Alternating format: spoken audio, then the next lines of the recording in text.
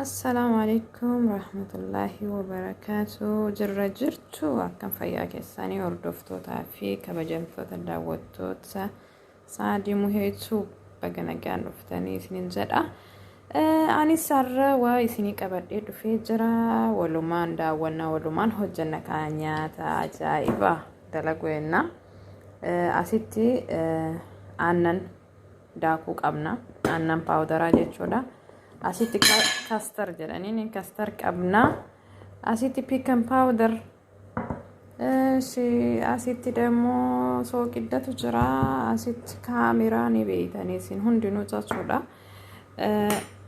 سكارا نقمنا داكو نقمنا أسيتي مو داكو بقولو نمني بيتاني جرتانا جاتشودا داكو بقولو تي أسيتي زيتي نقمنا تاتشودا isa kana walitti maknee maal hojjechuu henna isinitti fakkaateen waliin daawwadha. Geemaat hojjannaa jechuudha. Warroonni geemaat hojjechuu barbaadan kanatti kanas qopheeffatanii geemaat ajaa'ibaa dalaguu ni dandeettan jechuudha. Amma geemaatii bareedaa tokko dalaguu henna isinin jedha.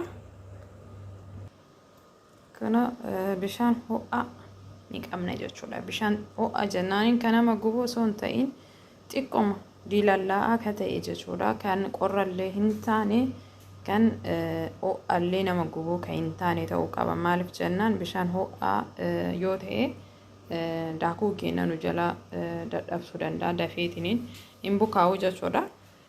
Xiqqoma akka inni bareedee nuuf bahu jechuudha. Asitti akkuma agartan pikin paawudarii fi kaameraa itti godhannee jirra jechuudha. Achi kastar itti godhanna. Kastarii maankaa lamatti goona. Maankaa guddaa lamatti goona jechuudha. Asitti haliib paawudara jechuudha. Haliiba kan daakuu jechuudha. Maankaa lama isa kanallee maankaa lama itti godhanna jechuudha. Waliin dabarsina maankama lama jechuudha. Daakuu boqqolloo jechuudha. Daakuu boqqolloo kanallee maankaa lama jechuudha. Maankaa gugurdaa lama jechuudha. Waliin dabarsina maankaa wal qixa ta'uu qaba. Maankaa lama daakuu boqqolloo jechuudha. Namni walaaltan hin jirtani daakuu boqqolloo illee itti naqna. Soqiddaaf kaameraa itti godhannee jirra akkuma argitan jechuudha. Sukkaarallee maankaa lama itti godhanna jechuudha. Soqidda waan xiqqishuu itti goona jechuudha. Akka ittiin baay'isnu yoo itti baay'isne nu jalaa soqidda jedha jechuudha. Saniifuu soqidda xiqqishuu itti goona jechuudha. Zayitii finjaanii jechuudha. Siinii bunaa xiqqishuu jechuudha. Siinii bunaa xiqqishuu gimmaasha isaa itti naqxan jechuudha. Guutuu isaa jechuudha. Siiniin xiqqishuudha. Siinii xiqqishuu takka jechuudha. Kan itti qiccane. Amma maaltu nu hafee bishaan xiqqoo ho'aadhaa fi daakuu jechuudha. Daakuu itti makanna. Maankaa kana lama jechuudha. Isin haga barbaadan itti godhatuu dandeettan. Yoo kana caalu ka dalagdan yoo taate wanna hundaa itti dabaluu qabdan jechuudha. Ani maankaa lama godhe kanneen jechuudha. Isa daakuu isa lama godha jechuudha. Kana lama jechuudha. Isin immoo kana afur yoo gootan akkasumatti isa paawudariillee aannanillee kastarillee hunda itti dabaltan jechuudha. Haga itti isin dalagdan jechuudha. Ani isa lama kana qofa bichaa dalagaa jechuudha. Akkuma agartan kana itti makadhee bishaan itti godhadhee jira. Harkaan akka inni onnaan jennee jechuudha. Hin jabaachuu hin qabu. Laafa ta'uu qaba jechuudha.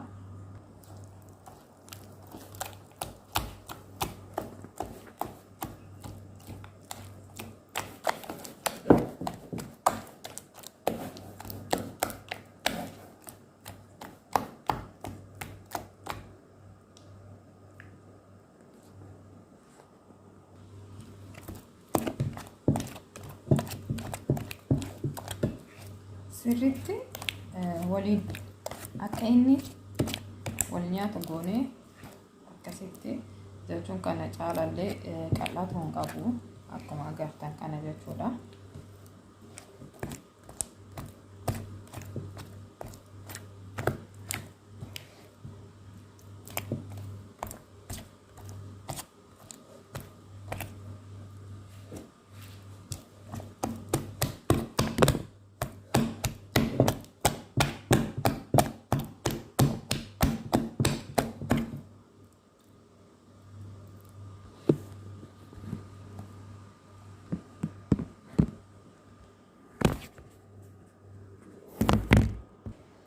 Akkuma agartan kana amma isa kana sa'aatii tokko kan daqiiqaa 40 jechuudha. Akka inni bukaa'uuf jechuudha. Akka inni sirriitti bukaa'u sa'aatii tokko yookaan daqiiqaa 40 jechuudha. Akka isin ani sirriitti akka inni naa bukaa'u sa'aatii tokko godha jechuudha. Sa'a tokko irra kaa'ee achi sa'a tokkoon booda hojjedha jechuudha. Isin immoo akka barbaadanitti hojjechuu dandeettanii daqiiqaa 40 illee dhiistanii jechuudha. Daqiiqaa haga 40 inni hin bukaa'a jechuudha. Sirriitti akka wal nyaatu jechuudha. Akkasii yoo gootan sirriitti bareedaa ta'ee geemaatii bareedaa ta'ee ba'a jechuudha. Walumaan daawwanna jechuudha. Amma itti goonee qadaannee kenna jechuudha. Akka inni bukaa'uuf jechuudha. Walitti deebina sa'a tokko booda jechuudha. Nu waliin tura. Kunu lixiin keenya akkanatti nu bukaa'ee jira. Amma ni dalagna jechuudha. Asitti zayitii ni qabna. Zayitiin akka sirriitti ho'uu qaba. Achiin booda itti fufaa jechuudha. Nu waliin daawwadha. Ani akkanatti harkaan dalaguu jaaladha jechuudha. Maankaadhaan dalaguun dandeettanii warroonni maankaadhaan dalagdan jechuudha. Maankaadhaan dalaguu ni dandeettanii. Ani garuu harkaan dalaga malee maankaadhaan hin dalagu jechuudha.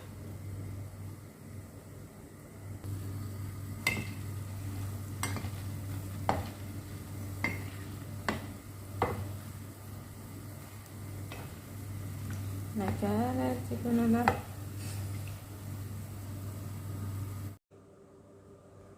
Xumuramee nyaanni keenya kuno.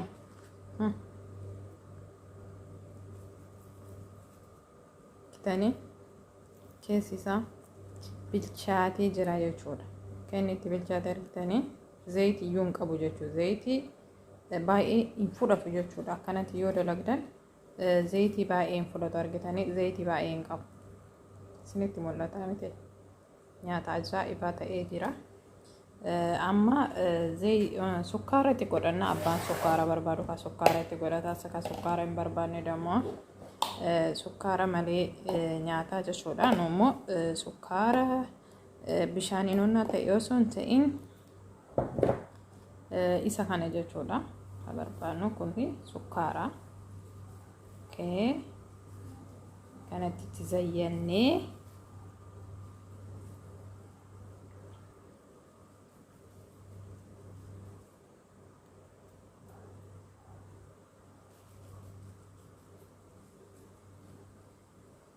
hojjedhaatiin mana keessanitti ilaala waan inni bahu ni ilaaltan ni argitan isiniin jedha. Iddoon mi'aa hedduu zayitii hin fudhatu. Zayitii baay'ee hin barbaachisu. Zayitii xiqqoodhaan onnaa jedha. Zayitii illee hin liqimsu jechuudha.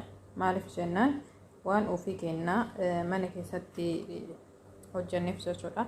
Inni ka'alaa bitamee dhufe sun baay'ee zayitii ofitti fudhata jechuudha. Inni kun dammoo baay'ee hedduu bareedaadha. Akkanatti hojjedhaatiin nyaadhaa isiniin jedha.